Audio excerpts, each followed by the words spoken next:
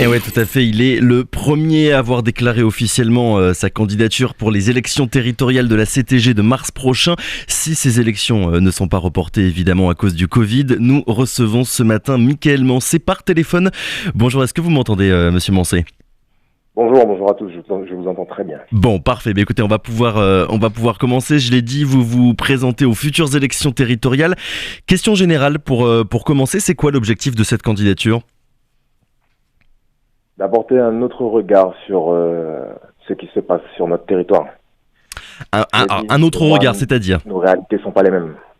Ce que je vis, ce n'est pas ce que vivent la plupart des hommes politiques du territoire. Donc je pense qu'ils ne sont pas en mesure d'imaginer ce que ça représente, d'affronter la vie quand on vient de là d'où je viens. Donc tant qu'on leur aura pas dit, ça servira à rien. Il faut que des gens comme moi aillent leur dire, sinon ils pourront jamais comprendre. Selon vous, il y a un décalage trop important entre la classe politique actuelle et la société civile ? Bien sûr. Quand vous laissez à des personnes qui sont très à l'aise le soin de gérer la vie de personnes qui sont en grande difficulté, c'est compliqué parce qu'elles ne sont pas en mesure d'imaginer ce que ça représente pour cette grande majorité de personnes de vivre au quotidien. Donc les décisions sont prises, on fait de l'administratif, mais les réels problèmes de notre quotidien, ils n'en sont pas au fait. Pour moi, c'est évident. Quand vous parlez de ces problèmes concrets, de ces problèmes du quotidien, est-ce que vous pourriez revenir un petit peu dessus et nous donner peut-être des exemples et des priorités ? Quelles sont les priorités pour la Guyane de votre candidature ? Vous savez, on aura tout le temps de rentrer en détail là-dedans. Simplement, moi, ce que j'ai envie de vous dire, c'est que il faut pas faire d'amalgame. Je rentre pas, je l'ai toujours dit d'ailleurs, je rentre pas en politique pour faire ce qu'ils ont fait. Au contraire, je viens parce que j'ai besoin de voir de l'intérieur ce qui se passe et ensuite, moi, je veux les connecter à ma réalité.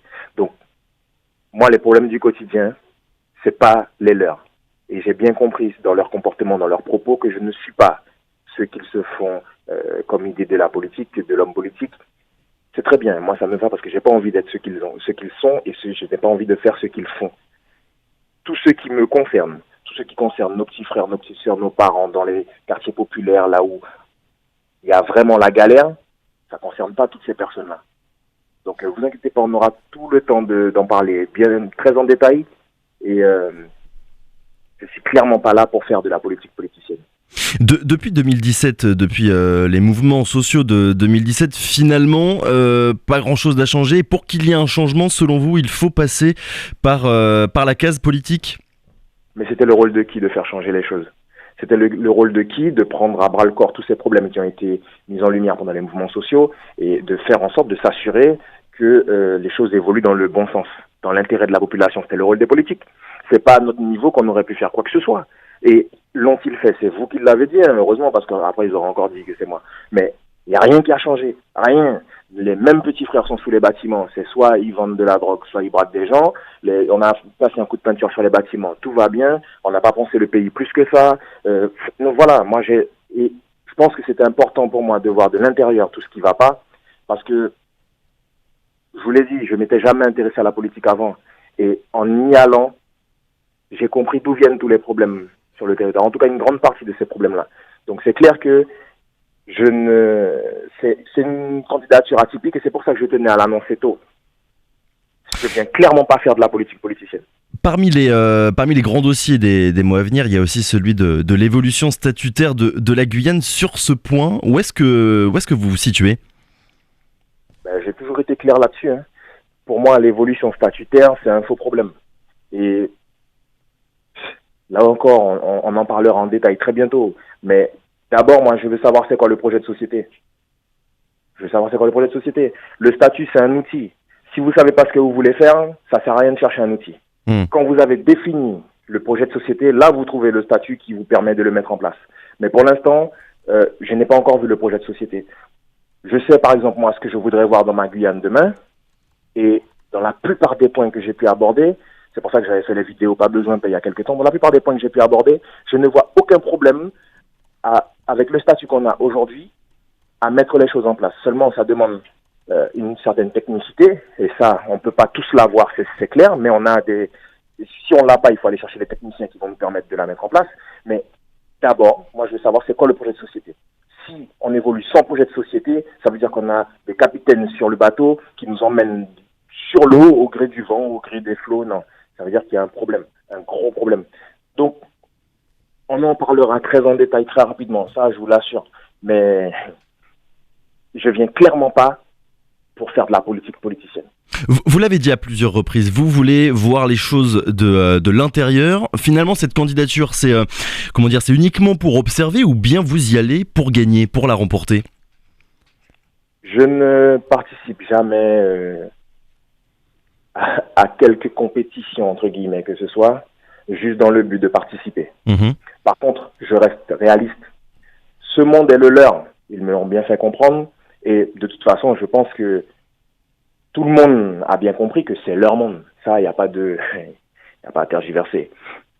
Mais, j'y vais pas pour apporter un message ou bien pour me mettre sur... En fait, j'y suis rentré en mars 2020 et je voulais voir comment ça se passait. Donc, je suis allé à leur rythme, on a dansé sur leur musique et j'ai dit, ok, d'accord, c'est ça, très bien.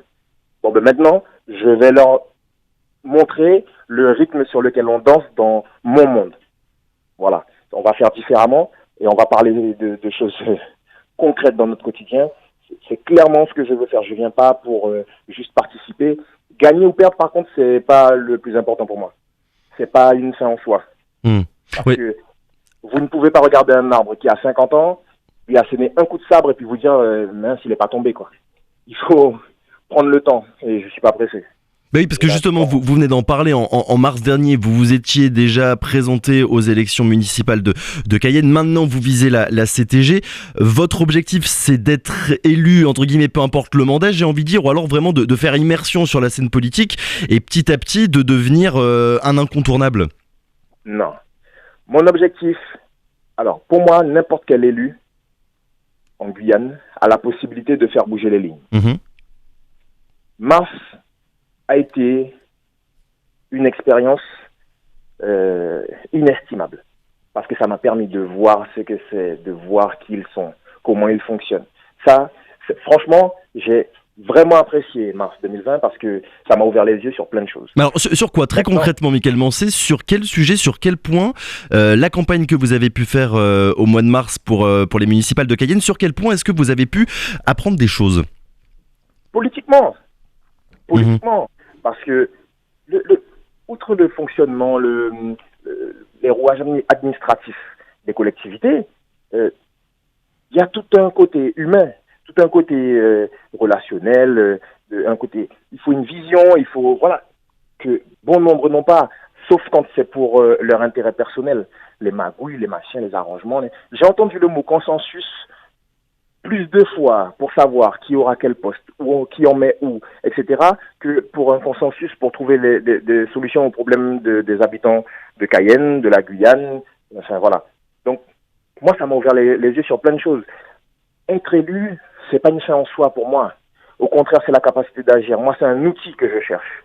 Mais, je vous l'ai dit, c'est que le début. Il fallait que toutes ces questions-là arrivent, que vous vous demandiez, mais qu'est-ce qu'il vient faire là, lui? Et ça, vous le saurez en détail. Ne vous inquiétez même pas pour ça. On le sait pour ce genre d'élection, l'importance des relais et des soutiens politiques partout sur le territoire, c'est essentiel. Pour l'instant, vous avez quel soutien? On va peut-être même pas parler pour l'instant de soutien politique, mais dans la société civile, comment est-ce que vous vous situez à ce niveau-là? Avez-vous déjà vu qui que ce soit soutenir Mickaël Mancé dans quoi que ce soit? Dans la classe politique actuelle. On a été en campagne à la mairie de Cayenne, pas un soutien. On s'est toujours débrouillé. Je comprends, je ne suis pas de leur monde. Et justement, vous l'avez dit vous-même, dans leur monde, il faut avoir des soutiens, des relais un peu partout. Et aujourd'hui, l'homme fort de la situation, c'est Rodolphe Alexandre. Il a des relais partout en Guyane. C'est lui qui gère le pays. Donc c'est à lui que je veux parler de notre réalité. Donc voilà, moi il n'y a pas à réfléchir. Je ne cherche pas de soutien particulier. Ceux qui veulent me soutenir me soutiendront. Maintenant, je vous dis, c'est lui l'homme fort, c'est lui la tête, alors c'est avec lui que je veux parler. Avec l'objectif peut-être aussi de les faire douter. On se souvient de votre candidature à Cayenne. Certains parlaient avant même cette élection d'un score à plus de 80% parfois pour Marie-Laure Pfinéra-Hort. Finalement, vous avez réussi à faire quasiment 40%, à recueillir 40% des voix. Est-ce que finalement, vous avez envie de faire la même chose pour ces prochaines élections territoriales qui s'annoncent début 2021 ? Faire peur, c'est pas l'objectif. Non, pas faire peur, mais au moins faire comprendre peut-être la crédibilité de votre candidature et du fait que vos aspirations peuvent être partagées par un grand nombre de citoyens partout en Guyane. Mes aspirations, ce que je vis, est évidemment partagé par la grande majorité des Guyanais. Ça, c'est indéniable. Sauf que la grande majorité des Guyanais dont je fais partie, c'est la grande majorité qui vote pas. Je le sais, la première fois que j'ai voté, c'était en mars 2020. Avant ça, ça m'avait jamais intéressé. Le gros problème, c'est que, vous savez, quand vous affrontez les difficultés de la vie, la politique, la démocratie, c'est l'un de vos derniers soucis. Vous n'êtes pas sur ça. Et ça, ils le savent. On sait que la plupart d'entre eux, ils sont élus toujours par une petite minorité. C'est cette petite minorité qu'ils ont l'habitude de chouchouter, qui les remet en place, mais qui souvent aussi y trouve son intérêt. Donc, moi, les faire douter, non, peu m'importe les résultats, peu m'importe.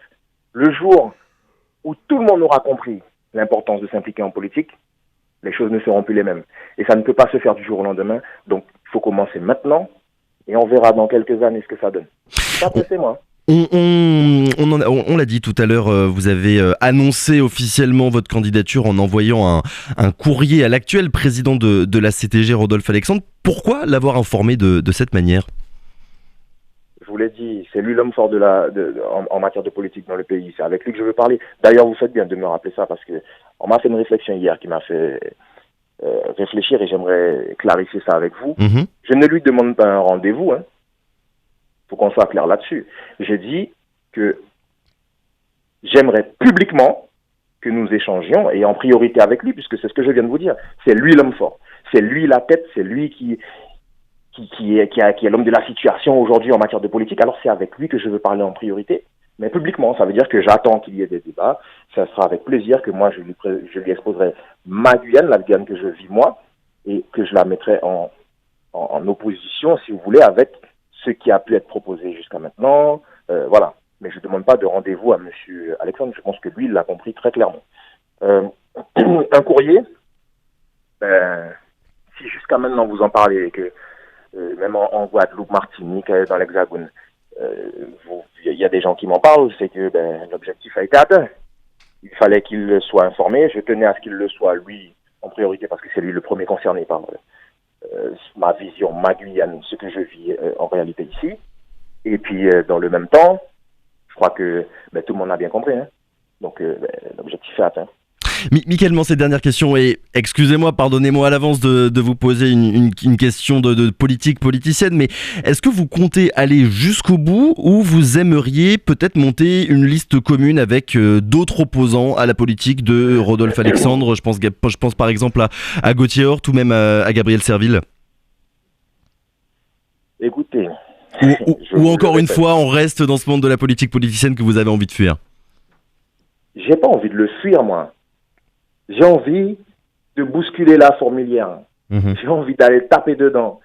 Et si ces personnes-là avaient eu envie de quoi que ce soit politiquement avec moi, alors pourquoi en mars, il n'y a eu personne ?